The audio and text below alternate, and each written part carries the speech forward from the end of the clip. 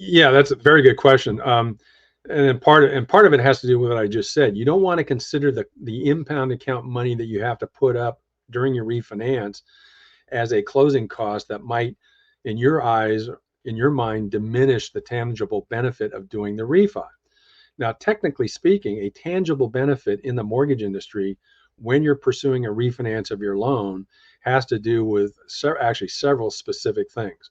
One is, for a tangible benefit test to be met, we have to establish that you're going to save some money on a monthly payment.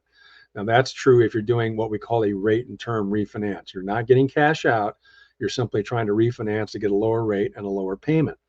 There is generally going to be some minimum amount of monthly payment that has to be achieved in order to meet what's called a net tangible benefit. And with some loan programs, that improvement only has to be, believe it or not, as low as about $50 a month.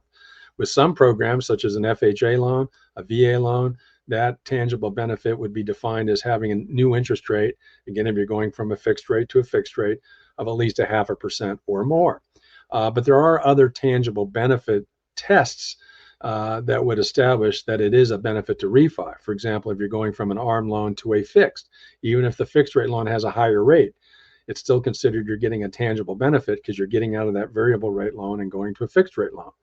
Another tangible benefit is if you're going fixed to fixed, but you're going from a 30-year term to a 20-year term or a 15-year term.